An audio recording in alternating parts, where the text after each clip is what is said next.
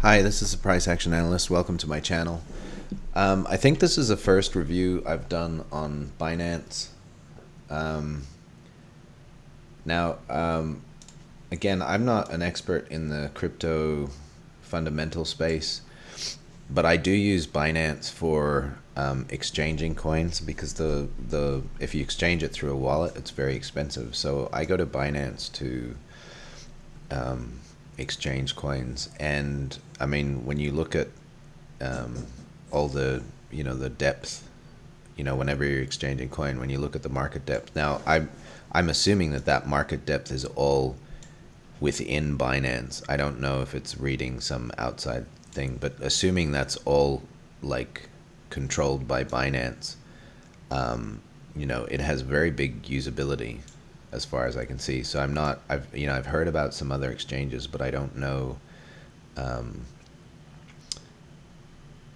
if any of them are bigger than Binance. I also know Binance, by market cap, the actual crypto is very large too, relatively large. So, what you're seeing here, like if you watch my previous video with Band and also Chainlink, this is a coin that has been making new highs for quite a long time. That's not really a surprise. So, it peaked there in 2019 with Bitcoin, I'm assuming. And it's come down here and consolidated in this kind of downward facing wedge. And the brown lines are support and resistance lines. So if we zoom up on this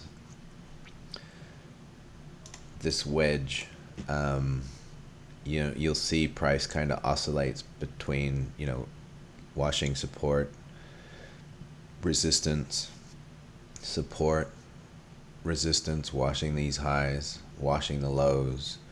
Didn't quite come up to resist. So importantly, it hasn't been back up to resistance. It's come back.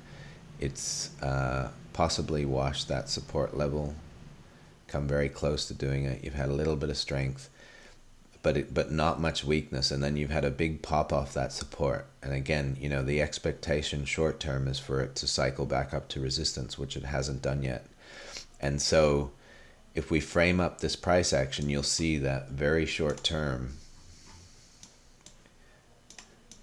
we had a failed breakout, and then I guess a retest, but then a push out, and it looked like this was going to continue on. But we had the big push in Bitcoin, because remember, this is all relative to Bitcoin, and so that drove this price down relative to Bitcoin. But it left a wick, and it left a wick right where the air was, right where this strength started. And then you got quite a quick push off of that. Not relative to this, it's not substantial buying yet, but you had that push. And then this is what normally happens. You'll have a push and you're getting a retrace back to this low. So I'm still bullish on this coin because, again, I think it has to cycle up to resistance. And this strength here is going to act as a barrier. And the fact that the support level has been washed so many times. Also, you've got this happening within the context of a wick. So this is all supportive of my expectation that price is going to cycle back up. So if we go into the hourly bars, you'll see that I've got that strength marked from the push. And then, let me just have a look.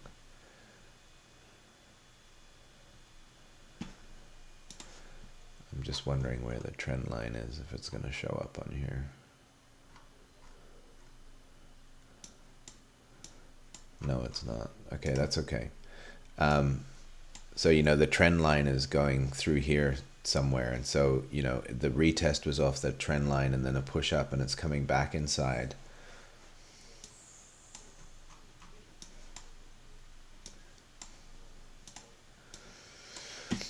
So as it's come down and tested that area, you've seen the wicks and the buying pressure off. Still not substantial, but now you've got a subsequent retest that was rejected.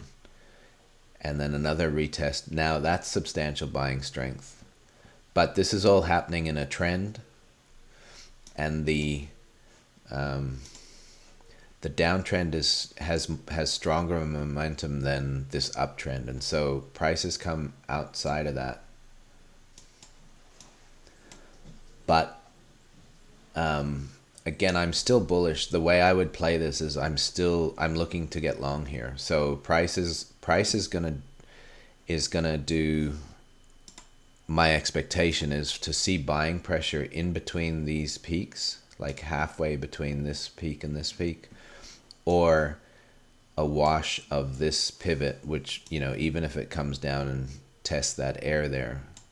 So buying pressure here or buying pressure here. So I'm not going to second guess it. I'm going to watch price get down here. The moment I get one of these, that's my long entry.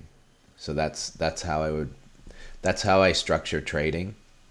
It's kind of zooming out and having your longer term bias and then your medium to short term bias. So again, they're both long. The longer term one is up, and the medium to short term is that price will cycle from the support level to resistance, and then, you know, this is an ideal place to get long. So the moment I see buying pressure here, whatever form it takes, if it's, you know, it could be a little red bar with a big wick, that's an entry signal, or price could come here and then you just get a big blue bar, a buying bar, and then that's my entry signal. So any sort of evidence of buying pressure in this area, I will probably would get long there. So hopefully that is helpful in some way. It's just sort of talking about how I would trade that